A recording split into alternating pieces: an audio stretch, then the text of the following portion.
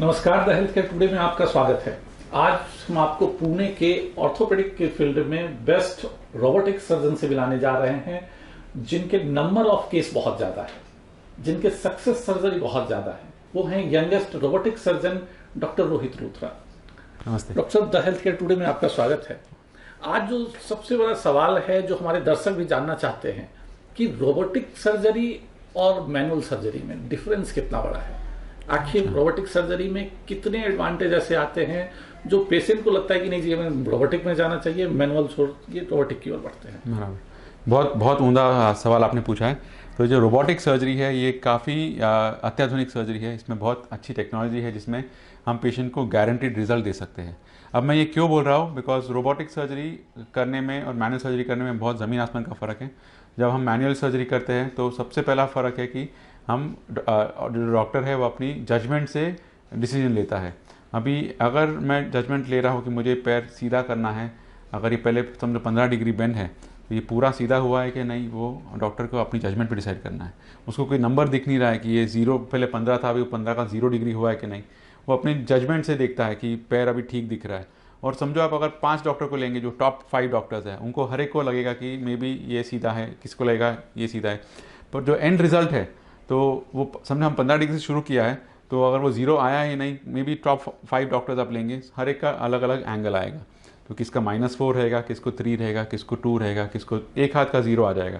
तो ये जो जजमेंट एरर्स है जो मैनुअल सर्जरी में होता है वो रोबोटिक सर्जरी में होता नहीं है। ये सबसे बड़ा एडवांटेज है रोबोटिक सर्जरी एक का। सवाल उठता है कि जब डॉक्टर काफी ज्यादा प्रैक्टिस में चले जाते हैं, नंबर ऑफ केस बहुत ज्यादा हो जाते हैं, तो उनके एक्सपीरियंस इतने अच्छे हो जाते हैं कि वो मैनुअल जज भी कंप्यूटराइज की तरह करने लगते हैं।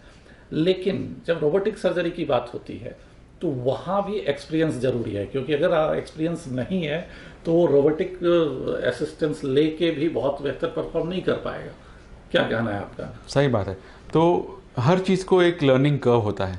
जैसे हम मैनुअल सर्जरी भी जब हमने शुरू की थी तो there is a learning curve कि धीरे धीरे धीरे पहले 50 केस, 100 केस, 150 केस, 200 केस, आपका एक्सपीरियंस के साथ साथ आपका एक्यूरेसी लेवल बढ़ जाता है। बट रोबोटिक में क्या है कि ये जो लर्निंग कर्व है ये छोटा हो जाता है, आप जल्दी सीख जाते हैं। बिकॉज सी आप मैनुअल सर्जरी कर रहे हैं, आपको धीरे धीरे समझ में आएगा कि आप कहाँ गलत थे, कहाँ आप और ठीक कर सकते थे, कहाँ और ज़्यादा एक्यूरेसी ला सकते थे। पर रोबोटिक में एडवांटेज ये है कि आपको ये पहले दिन ही रोबोट बता देगा कि आप ये गलत कर रहे हो, आपको ये सही करना है। तो स्पेशली जो नए डॉक्टर्स हैं जो अभी सीख रहे हैं, उनको रोबोटिक सर्जरी करने से फ़ायदा ये होता है कि उनका जो एक्यूरेसी लेवल है वो बहुत जल्दी ला सकते हैं, उनका लर्निंग का वो छोटा कर सकते हैं, ताकि जल्दी से जल्दी वो ज़्यादा अच्छा और ज़्यादा एक्यूरेट रिजल्ट दे सकें। आपकी ट्रेनिंग कहाँ से हुई थी रोबोटिक सर्जरी? मेरी रोबोटिक की ट्रेनिंग जर्मनी में मैंने की थी 2012 में, एंड फिर 2017 में मैं अमेरिका गया था। यूएस में जाके हमने रोबोटिक का जो फर्स्ट जनरेशन रोबोट था उसमें I was among the first doctor जिन्होंने हमने रोबोटिक सर्जरी इंडिया में इंट्रोड्यूस किया था। तो पूना में we started using robotic, and 2017 से अभी तक हम रोबोटिक सर्जरी करते आए हैं। एंड हर साल we have seen different changes, और रोबोटिक टेक्नोलॉजी में भी काफ़ी इंप्रूवमेंट और काफ़ी नए चेंजेस आए हैं। जो अलाइनमेंट की बात कर रहे हैं कि मैनुअल अलाइनमेंट, जो मैनुअल अलाइनमेंट है उससे बेहतर रोबोटिक सर्जरी का अलाइनमेंट होगा, इसके अलावा क्या क्या एडवांटेज हैं? क्या ऐसा था कि जो मैनुअल सर्जरी होती थी उसमें अलाइनमेंट डिफरेंस हो जाते थे? यस, तो मैनुअल सर्जरी में अलाइनमेंट डिफरेंस होता था। तो जो हमारा बेंचमार्क है कि जो आइडियल सर्जरी है वो -3, 0 या +3 डिग्री तक चलता है, इतना एरर वैलिड है। पर मैनुअल सर्जरी में करते समय ये एरर कई बार बड़ा होता है, 8 डिग्री, 9 डिग्री, 10 डिग्री, माइनस में या प्लस में हो सकता है। तो आप पैर को ऐसे मोड़ा है, आप सीधा करना चाहें तो कई बार आप ज़्यादा सीधा करें तो और टेढ़ा हो जाता है। तो अगर आप ओवर करेक्ट हो जाता है, उसको ओवर करेक्शन बोलते हैं। तो ये एक एडवांटेज है रोबोटिक में कि इसमें अलाइनमेंट इशू होता नहीं है। सबसे बड़ा अलाइनमेंट जो मेरे हिसाब से है उसमें है कि आपको बोन में ड्रिलिंग नहीं करना पड़ता है। जब आप मैनुअल सर्जरी करते हैं तो जैसे आपका थाई बोन है, तो अगर आपका ये आप हड्डी देखेंगे, ये आपका जो थाई बोन है, अभी इसमें मुझे इसको इम्प्लांट बिठाना है, बराबर। तो इम्प्लांट बिठाना तो इसको हमको अलाइनमेंट के हिसाब से बैठाना पड़ेगा। तो इसको मैनुअल सर्जरी करते समय यहाँ पे हम होल्ड करके अंदर एक रॉड डालते हैं।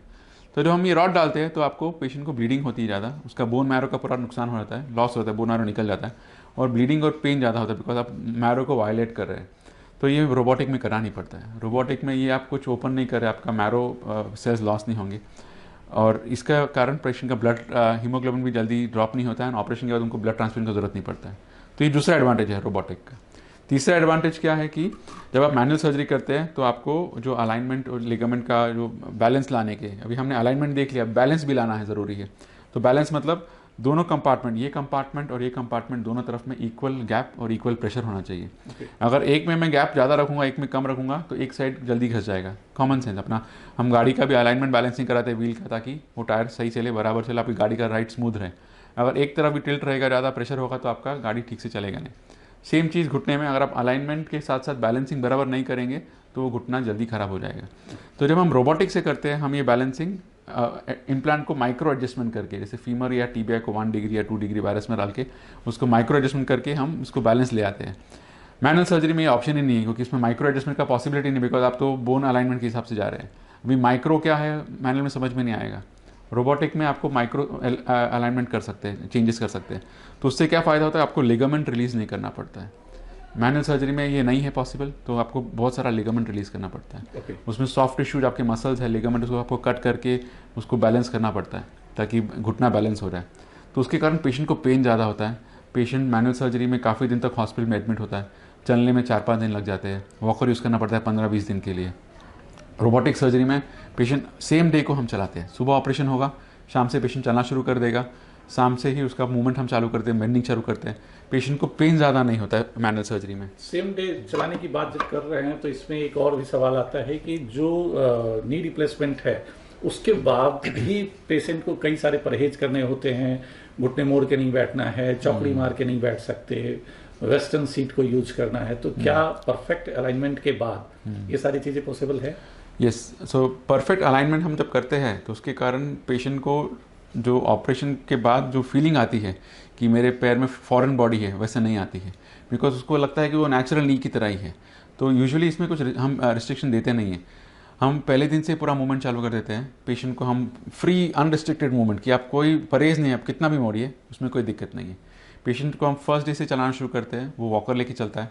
दूसरे दिन से पेशेंट वॉकर छोड़ के स्टिक के सहारे चलता है, और तीसरे दिन स्टिक भी छोड़ देता है। तो इसमें स्टिक का भी ज़रूरत नहीं है। मैनुअल सर्जरी में आपको 2 महीने तक स्टिक यूज़ करना पड़ता है, तो रोबोटिक में स्टिक का ज़रूरत नहीं है। दूसरी बात है कि पेशेंट चौकड़ी मार के बैठ सकता है। हम पेशेंट को बोलते हैं आप बैठ सकते हैं, 1 महीने बाद आप नीचे चौकड़ी मार के बैठ सकते हैं।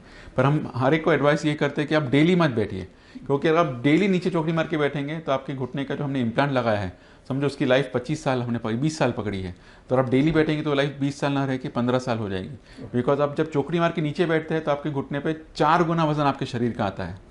समझो आपका वजन 60 किलो है, तो एक घुटने पे 240 किलो आएगा, तो 4 गुना, तो 260 kg जब वो इम्प्लांट पे आएगा तो वो इम्प्लांट का वेयर एंड टेयर जल्दी हो जाएगा।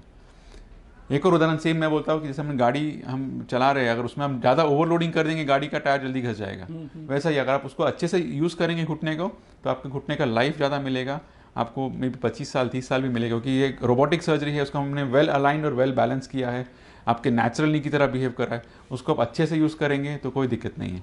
आप चौकड़ी मार के बैठ सकते हैं, बट डेली मत बैठो। कभी किसके घर में पूजा है, कुछ काम है, कुछ किसी के घर नहीं है सुविधा बैठने की, तो आप नीचे बैठ सकते हैं, कोई दिक्कत पॉसिबल है। यस दोस्तों, ये टेक्नोलॉजी कमाल की है, दिन प्रतिदिन मेडिकल साइंस डेवलप करता जा रहा है। अब आया है समय रोबोटिक सर्जरी का।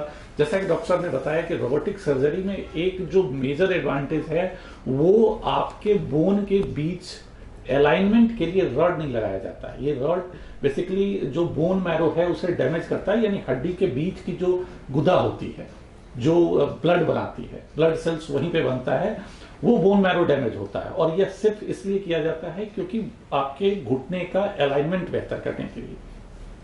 अब रोबोटिक सर्जरी के कारण से यह अलाइनमेंट काफी आसान हो गया है, डैमेज कम किया जाता है, जो कटिंग की जाती है वो बिल्कुल नपी तुली की जाती है, न कम न ज्यादा।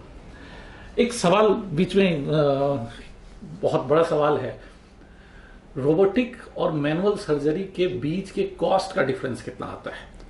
देखो, लगभग ज़्यादा डिफरेंस नहीं है। अभी जो डिफरेंस है वो हम सिर्फ जो रोबोटिक के सेंसर्स लगते हैं, ये रोबोटिक सर्जरी करने के लिए आपको आपके फीमर में और टीबिया में, दोनों हड्डी जो है, थाई बोन और नीचे लेग बोन में हम सेंसर्स लगाते हैं। वो सेंसर का ही हम सिर्फ कॉस्ट लेते हैं, ज़्यादा नहीं लेते हैं। तो रफली जो डिफरेंस पहले 1-1 लाख रुपए का था सर्जरी का, अभी वो 30 to 40,000 के आसपास आ चुका है, खाली सेंसर और डिस्पोजेबल ड्रेप्स के लिए। 40,000 के आसपास का डिफरेंस आ जाता है मैनुअल में। इंश्योरेंस कवर करता है रोबोटिक सर्जरी? इंश्योरेंस कवर करता है।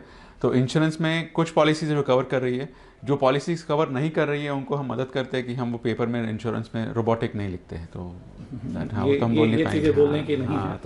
तो सुना आपने कि मैक्सिमम 40,000 रुपए का डिफरेंस आता है। इस 40,000 में आपके अलाइनमेंट परफेक्ट हो जाएंगे। अगर ये अलाइनमेंट परफेक्ट हो गया तो आपकी जो नी रिप्लेसमेंट है उसकी लाइफ काफी लंबी हो जाती है। तो हम उम्मीद करते हैं कि आपको नी रिप्लेसमेंट में अगर जाना है, कभी भी अगर जाने की नौबत आती है, तो आप रोबोटिक को प्रेफर करें।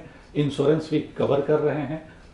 ध्यान रखें, समय रहते समय से अपने मेडिकल इंश्योरेंस जरूर लें, ताकि जब आपकी जरूरत आए उस समय मेडिकल इंश्योरेंस आपके लिए बहुत बड़ा मददगार साबित हो। हम रखें आपका ख्याल।